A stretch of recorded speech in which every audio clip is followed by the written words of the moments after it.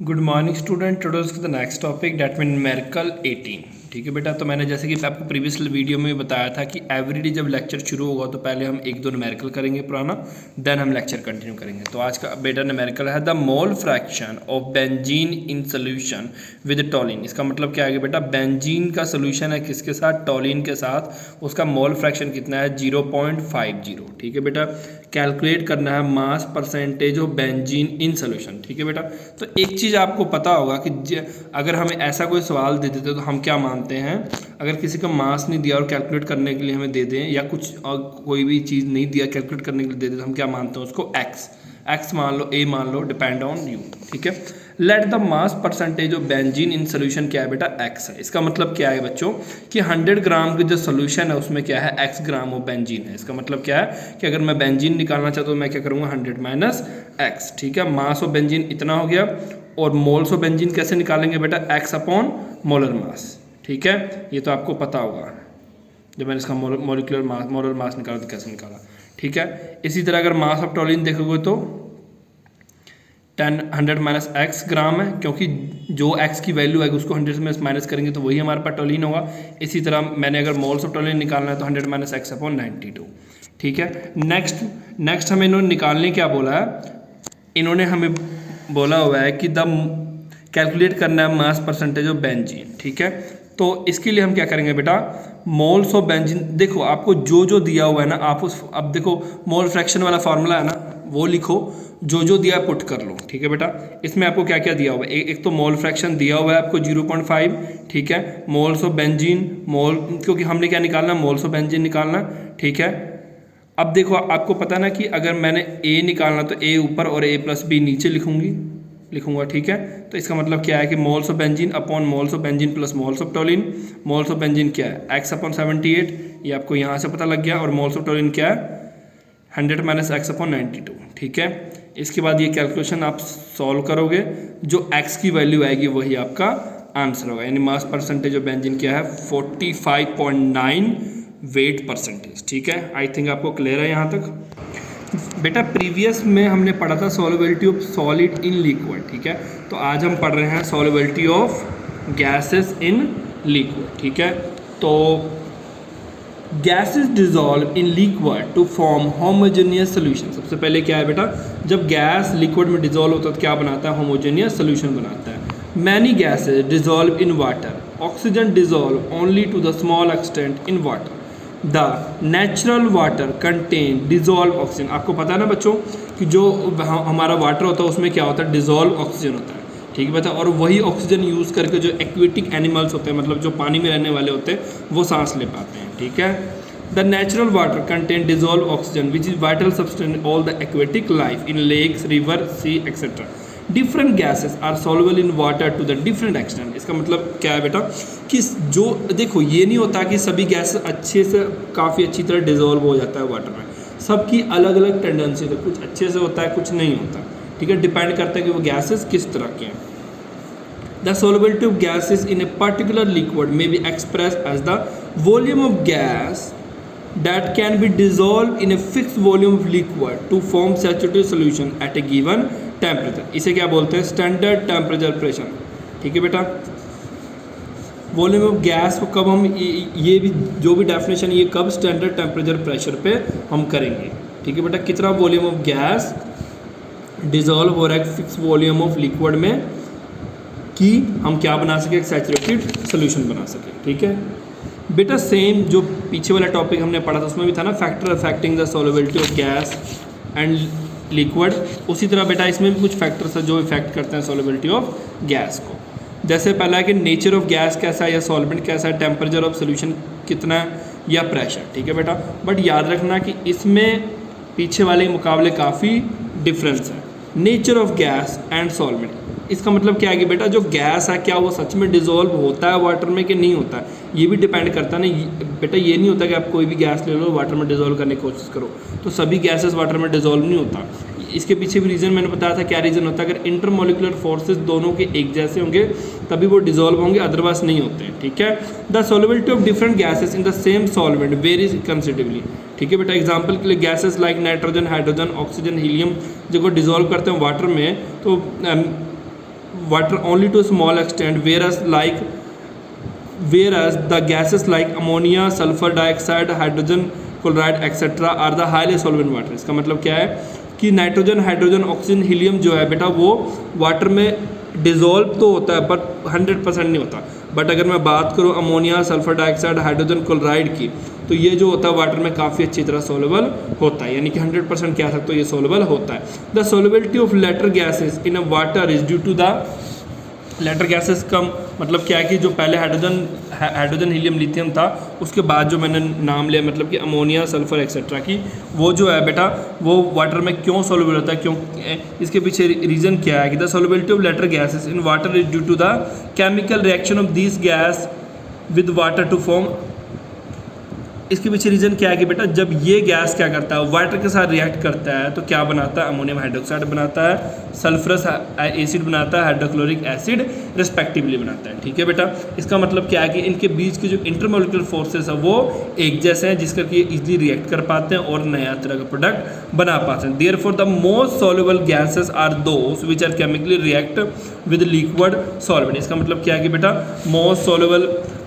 Most soluble gases liquid में कौन सा जो केमिकली रिएक्ट कर सके उसके साथ। ठीक है, oxygen, nitrogen, carbon dioxide are much more soluble in ethyl alcohol than water. याद रखना बेटा, ये जो मैंने ऊपर गैसेस के नाम बोले हैं ये नॉन एक्वस सोल्यूशन में ज़्यादा डिजोल्व होता है as compare to aqueous solution. ठीक है, इफेक्ट ऑफ टेम्परेचर। अब पीछे वाले में क्या था, as we increase the temperature the solubility of solids increase in liquid. Increase भी होता है, डिक्रीज भी होता था, या वो अलग अलग वेरिएशन भी शो करते थे। बट इसमें क्या है बेटा, जब आप सॉल्युबिलिटी को इंक्रीज करते हो, याद रखना व्हेन वी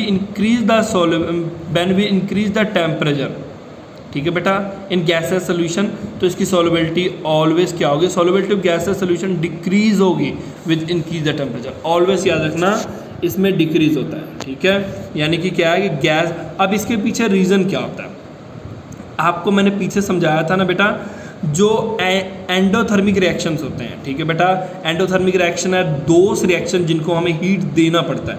ठीक है बेटा, और ऐसे रिएक्शन में क्या होता है, सॉल्युबिलिटी इंक्रीज होता है कब, जब हम क्या करते हैं, हीट बढ़ाते हैं। बट गैसेस में क्या होता है बेटा, वो पहले से ही एक्सोथर्मिक होता है। एक्सोथर्मिक का मतलब क्या होता है, जब वो रिएक्शंस होते हैं वो ऑलरेडी क्या हीट को रिलीज़ करते हैं। वो क्या करते हैं बेटा, ऑलरेडी हीट को रिलीज़ करते हैं।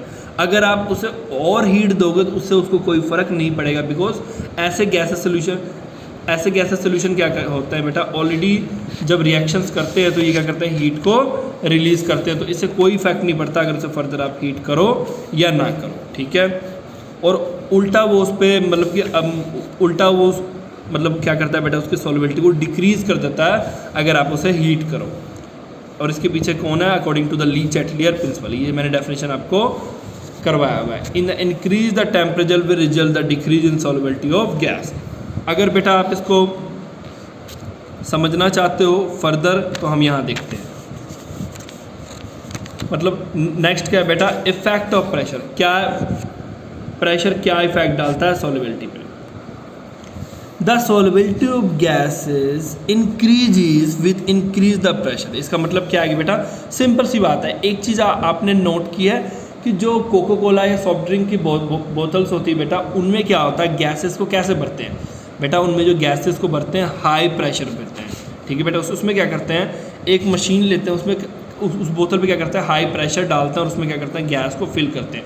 और जब हम उसमें गैस फिल करते हैं तो गैस हाई प्रेशर पे क्या होता है, गैसेस फॉर्म से किस फॉर्म में कन्वर्ट होता है, लिक्विड फॉर्म में। आपको पता ना, जब हम किसी गैस को हाईली कंप्रेस करते हैं तो वो लिक्विड फॉर्म में कन्वर्ट होता है और वो ईजिली डिजोल्व हो जाता है। इस एग्जाम्पल को समझने के लिए हम क्या करेंगे बेटा, दो मतलब कि डायग्राम या सिस्टमेटिक डायग्राम से हम इसे समझेंगे। ठीक है, टू अंडरस्टैंड दिस हम क्या समझेंगे, to understand this consider a gas in a dynamic equilibrium with a solution. ठीक है बेटा, हम क्या लेंगे, डायनेमिक इक्विलिब्रियम में लेंगे गैस को, किसमें, सोल्यूशन, मतलब कि जो ऑलवेज मूव करता रहे। The lower part represent solution, ये जो पार्ट है सोल्यूशन है, ये ऊपर पार्ट क्या है, ये जो एरोज दिख रहे हैं बेटा ये गैस है। अब पहले वाले कंटेनर में देखो क्या है बेटा, इसमें पिस्टन इस पोजीशन पे है। ठीक है बेटा, इसका मतलब क्या है कि कुछ गैसेस अंदर है, कुछ गैसेस बाहर है। और ये भी याद रखना बेटा, जितना गैस अंदर जा रहा है उतना गैस वापस बाहर निकल रहा है। बट इन नेक्स्ट कंडीशन में क्या हो रहा है बेटा, हम क्या कर रहे हैं, पिस्टन को प्रेशर लगा के नीचे लेके जाना है। इससे क्या हो रहा है कि जब यहाँ वॉल्यूम इतना ज़्यादा था, वो वॉल्यूम क्या हुआ, डिक्रीज होकर यहाँ पहुँच गया। इसका मतलब क्या है कि गैस उतना है, सोल्यूशन भी उतना है, हमारे गैस इतना है, सॉल्वेंट भी उतना है, बट क्या हुआ कि एरिया कम होने से क्या हो गया, गैस को मजबूरी में ज़्यादा गैस को क्या करना पड़ रहा है, मजबूरी में लिक्विड में डिज़ोल्व होना पड़ रहा है, क्योंकि हमने इस पर क्या लिखा है, higher pressure. Now increase the pressure over the solution face by compressing the gas to the smaller volume, जैसे फिगर 3b में दिखाया हुआ है। This will be increase the number of gases particle per unit volume over the solution. इससे क्या होगा कि solution में पर यूनिट वॉल्यूम ऑफ गैस क्या होगा, इंक्रीज होगा, क्योंकि हमने वॉल्यूम कम कर दिया। एज ए रिजल्ट क्या होगा, more molecule will be striking the surface of liquid and hence more molecule dissolve and the solubility of gases increase until new equilibrium is reached. इसमें क्या था बेटा, जितना गैस का मॉलिक्यूल अंदर जा रहे थे उतना ही वापस आ रहे थे। तो इसमें क्या था, इक्विलिब्रियम अटेन कर चुका था। अगर 5 अंदर है तो 5 बार, बट मैंने जब पिस्टन को चेंज किया पोजीशन में तो वॉल्यूम काफ़ी कम हो गया। इससे क्या हो गया कि ये फिर ज़्यादा गैस के मॉलिक्यूल वाटर में चल गए और कम बाहर है, क्योंकि जगह यहाँ कम है। तो ये तब तक ऐसा चलता रहेगा जब तक ये दोबारा इक्विलिब्रियम अटेन नहीं कर लेगा। ठीक है बेटा। नेक्स्ट क्या है, William Henry made the systematic study of the solubility of gas in a liquid have a quantitative relation between the solubility of gas in a solvent and the pressure। ठीक है बेटा, solubility of gas in a solvent and pressure which is now as Henry law का बेटा definition आ जाता है sometime। It is stated that constant temperature is directly proportional to the pressure of a gas in equilibrium with solution। याद रखना बेटा क्या बोलता है कि at a constant temperature मतलब क्या है कि the mass of gas dissolve पर यूनिट वॉल्यूम ऑफ सॉल्वेंट। क्या बोल रहे हैं कि मास ऑफ गैस जो है वो डिजोल्व होगा कहाँ पे, पर unit volume of solvent eight a constant temperature. वो किसके डायरेक्टली प्रोपोर्शनल होगा, प्रेशर। मतलब याद रखना बेटा, जितना ज़्यादा प्रेशर लगाओगे उतना ज़्यादा सॉल्युबिलिटी इंक्रीज होगा। जैसे कि ये देखो, मास डायरेक्टली प्रोपोर्शनल टू प्रेशर, मतलब मास बढ़ेगा प्रेशर बढ़ेगा, प्रेशर बढ़ेगा तो मास क्या होगा, वो भी साथ में इंक्रीज होगा। ठीक है बेटा।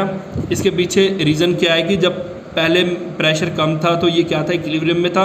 अगर थोड़े से मॉलिक्यूल बाहर है थोड़े से अंदर, बट मैंने क्या किया, जब प्रेशर को बढ़ाया लार्ज एक्सटेंट तक तो क्या हुआ कि ज़्यादा मॉलिक्यूल लिक्विड में रहा और थोड़ा कम ही मॉलिक्यूल क्या हुआ, बाहर है। इसका मतलब क्या है कि फर्स्ट केस के मुकाबले सेकंड केस में ज़्यादा गैसेस मॉलिक्यूल वाटर में सॉल्युबल है। तो ये देखो बेटा, एक कांस्टेंट ऑफ प्रोपोर्शनैलिटी को हटाने के लिए मैंने क्या यूज़ किया, के यूज़ किया। इसे क्या बोलते हैं, कांस्टेंट ऑफ प्रोपोर्शनैलिटी यूज़ बोलते हैं। और याद रखना, मैग्नीट्यूड ऑफ के किस पे डिपेंड करता है, नेचर, गैस का नेचर कैसे है, नेचर ऑफ सॉल्वेंट कैसा है, टेम्परेचर कैसा है, या प्रेशर कैसा है। ठीक है बेटा।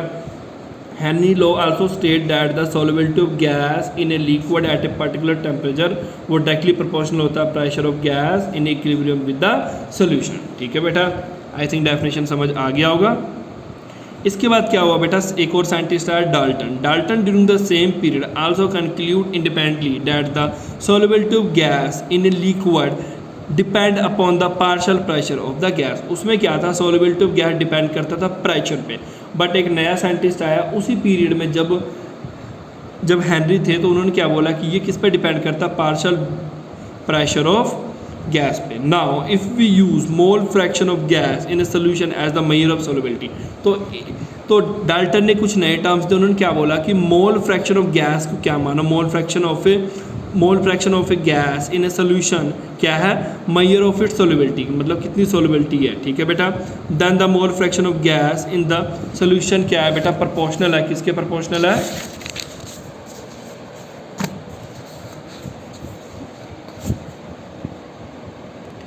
बेटा किसका प्रोपोर्शनल है, मोल फ्रैक्शन प्रोपोर्शनल है पार्शियल प्रेशर के। ठीक है बेटा, मोल फ्रैक्शन किसके प्रोपोर्शनल, पार्शियल प्रेशर के। और यहाँ देखो बेटा, प्रोपोर्शनल का साइन है, इसको हटाने के लिए मैंने पीछे के लिया तो यहाँ ले लो के डैश। ठीक है बेटा। उसके बाद क्या करो, इस के डैश को इस तरफ ले जाओ, पी यहाँ देखो बेटा, पी स्मॉल ले रहे हैं, पीछे जो पी ले रहे हैं वो लार्ज ले रहे हैं। लार्ज मतलब प्रेशर और स्मॉल मतलब पार्शियल प्रेशर। ठीक है बेटा।